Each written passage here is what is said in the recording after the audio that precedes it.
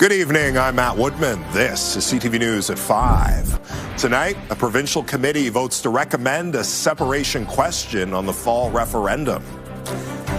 Cabinet shuffle, the Premier switches things up, appointing a new finance minister. And hackers hacking fraudsters, the Edmonton Police Service's new approach to stop scam artists. CTV Edmonton, local breaking news with Matt Woodman. A committee arguing whether to approve the Forever Canadian petition has made its decision. The UCP Majority Committee has voted to recommend a question about staying in Canada be included in this October's referendum. CTV's Connor Hogg is at the Alberta Legislature grounds this evening, where the committee meeting just wrapped up. So, Connor, this came after the committee ran out of time yesterday. Matt, today's meeting picked up where things ended yesterday with the committee debating the future of the Forever Canadian petition. It was another tense meeting with members from both sides accusing the others of rushing and stalling discussions. Today, debate resumed on whether to advance a question to Albertans and whether it should include an option to vote to remain in Canada. The opposition is concerned that leaves the door open to changes to the question. NDP committee members also asked for an amendment requiring the province to consult with First Nations before calling the referendum, since that lack of consultation is what resulted in the pausing of the pro-separation petition question in court. That amendment was defeated. In the end, the vote was held and the majority UCP committee elected to recommend a referendum. Do I personally feel used? No, this is politics. We have a premier who only has one goal in mind, and that's remaining a premier. And she will do everything she has to do, whether it's moral or immoral, legal or illegal, to get to that point. The reason today's meeting was held at all is because yesterday's meeting ended after a United Conservative Caucus media release was prematurely sent out, saying the committee was recommending a referendum vote. Committee Chair Brandon Lunty was asked about this repeatedly today. He reiterated the matter has already been dealt with, refusing to comment further. And all of this is happening as Premier Danielle Smith has booked time for a paid television address to Albertans tonight. That will happen at 6:45, and you can watch it here on CTV.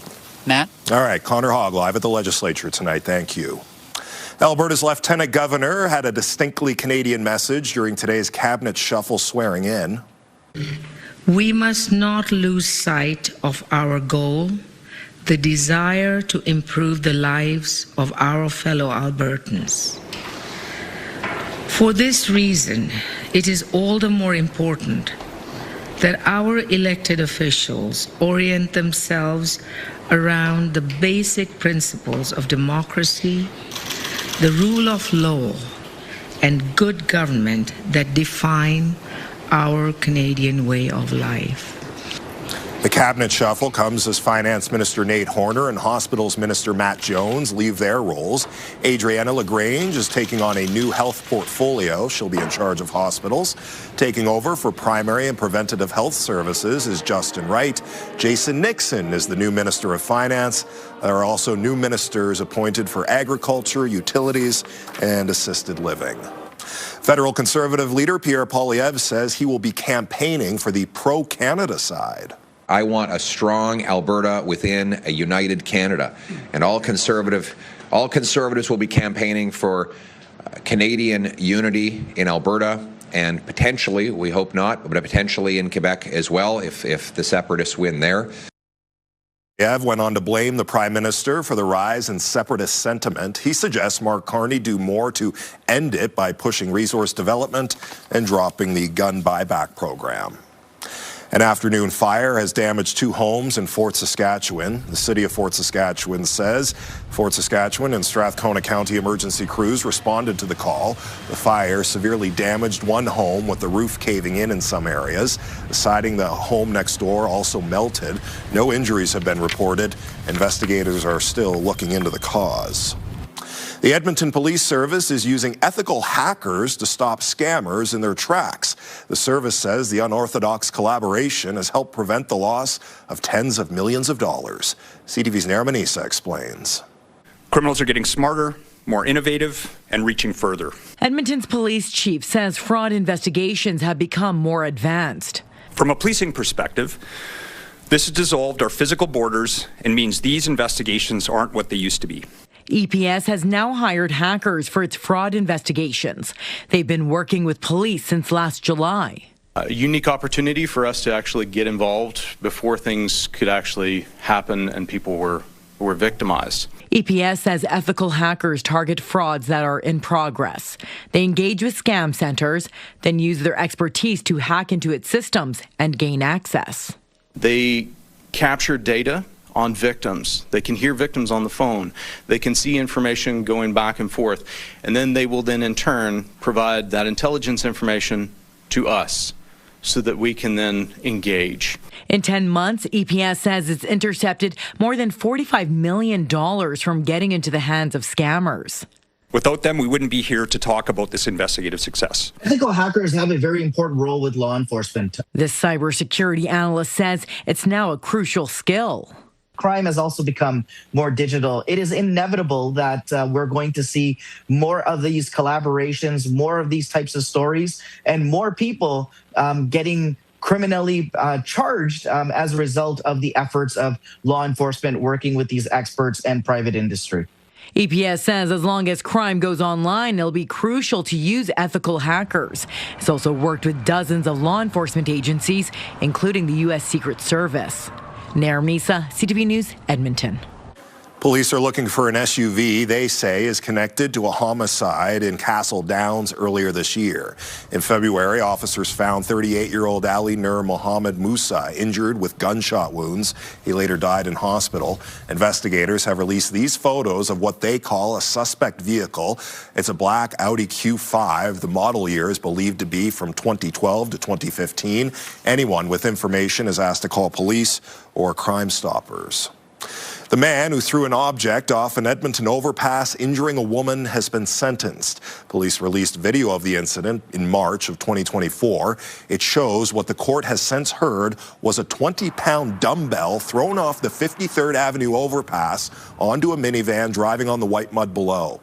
An agreed statement of facts says it went through the windshield, hitting and breaking a woman's foot. She was sitting in the middle row of the van with her newborn son in the row behind her. Edmonton police say the same suspect is linked to 6 other incidents on the white mud. Gitnet Tekle pleaded guilty to one of the 15 charges he was facing, aggravated assault. He spent about 8 months in custody after his arrest. The court heard he was dealing with significant and untreated mental health issues at the time of the offense. He's since been participating in treatment. The judge has accepted a joint submission of an 18-month conditional sentence to be served in the community, followed by probation. LRT construction on 111th Street will soon shut down an access point to the Twin Brooks neighborhood. The city says starting Sunday, 12th Avenue will fully close to traffic. Crews working on the Capitol Line South extension will be doing extensive construction work on utilities, drainage, roads, and tracks. Drivers should use 9th Avenue to access Twin Brooks. The city says it's making changes to improve traffic flow on that road during the closure. 12th Avenue is expected to be closed until early August. 9th Avenue will then go through the same process. Some of the stars from RuPaul's Drag Race will shantae into Edmonton next year.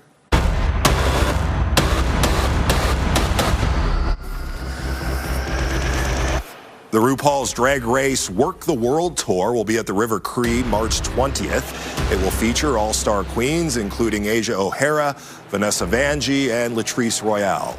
Tickets go on sale next Thursday. The Edmonton Comics and Entertainment Expo has revealed some of the stars appearing at this year's event. All right, let's get to work, yeah? We think Carl Urban, Aaron Moriarty, Tomer Capone, and Colby Minafew are from Amazon Prime series The Boys. They'll be in Edmonton this September. Fans can meet them and other celebrity guests at autograph signings, photo ops, and live on-stage Q&As. Tickets for the expo are available right now. It takes place September 18th to the 20th. And yes, Josh, if you couldn't tell, what were those names again? If you couldn't tell, Josh, I've never seen The Boys on Amazon Prime, but I'm sure lots of people are excited to meet them. Big fans of all of those Hopefully actors. They can get the names correct, yeah. Let's just completely leave that. It's a nice warm day today. 20 degrees in Edmonton right now. That's our daytime high. So far, 20.4. Let's see, we might round this up to 21 here before the day is done. 18s and 19s outside the city. Wind pretty light. Partly cloudy skies outside right now. That cloud cover is going to thicken up as we head through this evening and overnight tonight. So this is the first time we're in the 20s since Wednesday of last week.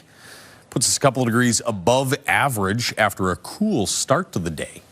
3 degrees this morning in some outlying areas, a degree or two below zero. There's a little patchy frost in some outlying areas. You can see the cloud cover off to the west of us. Let's see if we can see that on the CTV drone. This is what it looks like outside right now. That is a beautiful shot right now. Partly cloudy skies in the Edmonton area. Looking to the west, there is some increased cloud cover that'll come through here late this evening and overnight tonight. I don't think we'll see any showers, though. It's been a pretty quiet day across the province. Most of the thunderstorms have stayed on the Saskatchewan side of the border. There's one new one that's just kind of popped up there. We also have a few pop-up showers here off to the southeast of Edmonton. This line of showers, though, west of the city, falling apart as it approaches the Edmonton region. So just mostly cloudy skies and dry through this evening and overnight tonight. 8 degrees tomorrow morning. A lot milder tomorrow morning than it was this morning. We'll get to about 21, maybe 22 tomorrow afternoon. And late in the day, could see a scattered shower or thunderstorm. More of that in the forecast right through the weekend. Talk about that in a couple minutes. All right, Josh, thank you.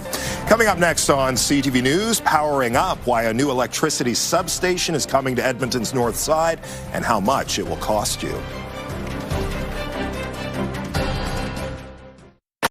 Programming brought to you by James H. Brown Injury Lawyers, the heavy hitters of injury law. You're watching CTV News at 5. A new electricity substation is coming to Edmonton's north side. The city says expanding the grid's capacity is a growing need as Edmonton's population increases. As CTV's Miriam Valdez-Carletti reports, Edmontonians will be footing some of the bill for the nearly $400 million project. Shovels are in the ground, ready to start construction on one of the largest power grid upgrades Edmonton has seen. The Northeast system is currently strained, and this will help us meet long-term demands, electrical demands on our system, which is growing. This land at 125 Avenue and 62nd Street will become EPCOR's City of Edmonton Transmission Reinforcement Project, also known as CEDAR, an increased electrical capacity needed due to population growth. Our goal is simple: to make sure Edmonton has reliable electricity before problems happen. This allows us to replace things on a planned basis rather than reacting to failures that may occur from aging infrastructure.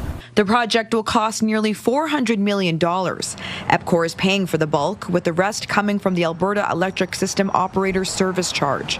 Edmontonians will see that fee increase by about 25 cents on their electricity bills until the around $5 million required is recovered. The substation will include 9 kilometers of transmission lines, both above and underground. These lines help move electricity around the city more easily, especially when demand is high. The Edmonton Chamber of Commerce says having predictable and secure energy is a green light for businesses nearby. An economic driver, water and wastewater and electricity are probably the very cornerstones of what makes businesses and industries make decisions about where they're going to locate. Alberta's electric system operator has forecasted electricity demand in the city's northeast could exceed the current system's capacity as early as next year.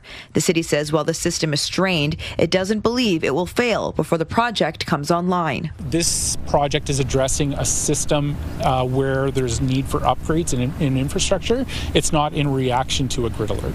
Construction begins this summer and is scheduled to be completed by 2029. Miriam Valdez-Carletti, CTV News, Edmonton. Funding is coming to Edmonton as the city looks to become a national leader in AI development. The federal government announced $24 million for AI research, with 20 new researchers from Alberta now part of a national program sharing AI development. This comes as the University of Alberta, along with AI Research Institute AMI, announced 25 new AI researchers coming to the province. AI researcher Adam White says the money will give Canada the tools needed to lead the way on AI internationally. We've been leading for a while, and so that means we're pioneering spaces and ideas that other people aren't even looking at yet. It's literally just wild to be a researcher in a field that went from literally you don't even talk about it in tech to it's now in everyone's lives. White says Alberta has the tools to become a leading hub for AI and technology over the next 5 years. Still to come tonight on CTV News, what's on the line for hundreds of students competing in the local track and field championships. It's awesome. There's so much hidden talent here. Programming brought to you by James H. Brown Injury Lawyers, the heavy hitters of injury law.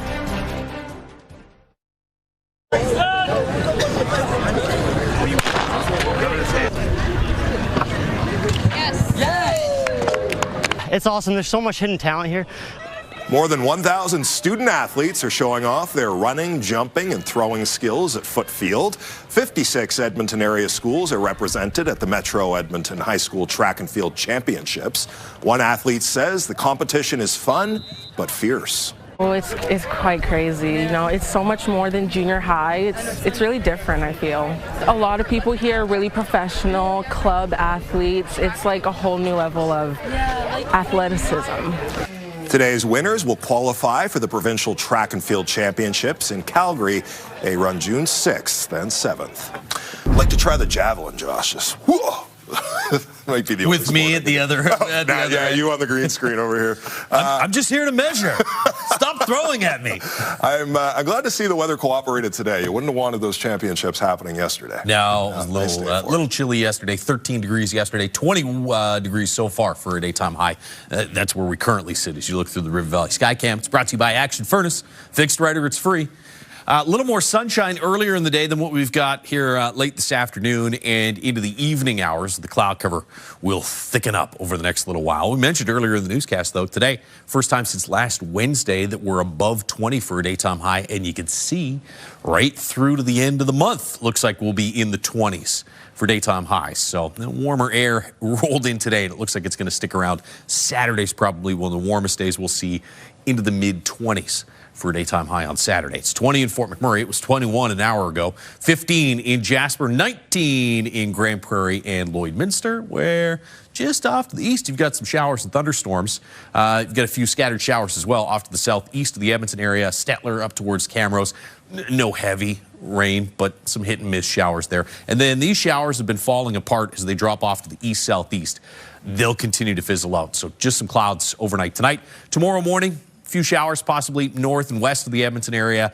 There might be a couple scattered showers late morning or midday in the Edmonton area, but no heavy rain. I think the better chance is going to be for some thunderstorms north and west of the Edmonton area around supper time tomorrow, and potentially one or two of those rolls through the Edmonton area tomorrow evening. Saturday, most of the shower and thunderstorm activity will be in the northwestern Alberta through the afternoon.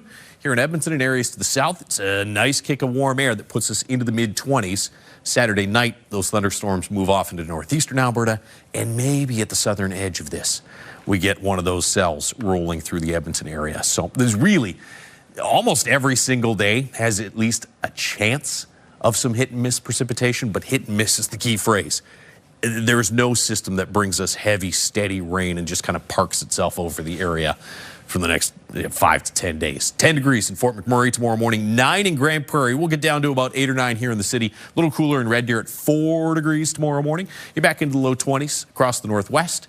Right around 20 for Fort McMurray, Cold Lake. Cloudy skies through the day across the northeast and in east central Alberta as well. 21 Lloydminster, Red Deer, and high teens with cloudy skies in Jasper. We'll see temperatures start out about 8 degrees tomorrow morning. Mostly cloudy to start. Some sunny breaks. Midday or early afternoon. Slight chance around lunchtime. You might see a spotty shower, but a little better chance around supper time or into the evening hours. 30% chance of a thunderstorm Saturday. Most of the daytime hours Saturday are going to be beautiful. Partly cloudy and 25. 20 on Sunday. Cloudier Sunday. A little better chance Sunday than Saturday to see some hit and miss showers. And then more 20 to low 20 highs into Monday, Tuesday of next week. All right, Josh, thank you. There's a new way for visitors to explore the ice field in Jasper National Park. Pursuit Attractions and Hospitality has launched the world's first electric-powered ice explorer to shuttle guests around the Athabasca Glacier. The vehicle charges through onboard solar panels. Built by a Manitoba company, Pursuit says passengers will experience a quieter ride.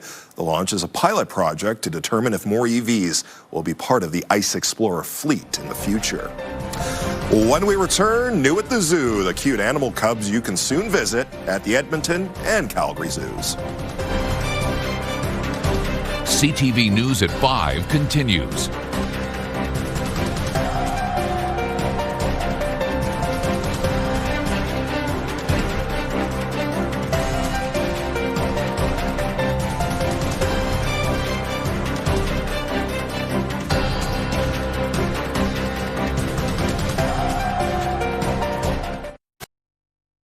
Programming brought to you by Alberta iGaming Corporation. For integrity, for fun, for Alberta. The latest Stats Canada numbers show more Canadians are avoiding traveling to the United States. In March, Canadian returns from the U.S. dropped by nearly 6.5% compared to the same month last year. That's the 15th straight month of year-over-year decline. Canadians haven't stopped traveling, though. There were 1.6 million returns from overseas in March, a 3.5% increase. The iconic Banff sign is going into storage just as the busy tourist season ramps up. The town says the sign needs to be temporarily moved so a new park can be completed. The area near the train station is getting new sidewalks, paths, public seating, trees, and landscaping. Officials say the sign will be in storage for about 3 to 4 weeks. The Edmonton Valley Zoo will introduce 3 new Arctic wolf pups to the public tomorrow. The zoo says they were born this spring to parents Aspen and Tundra. Meanwhile, in Calgary, 2 grizzly bear brothers are exploring their outdoor habitat for the first time.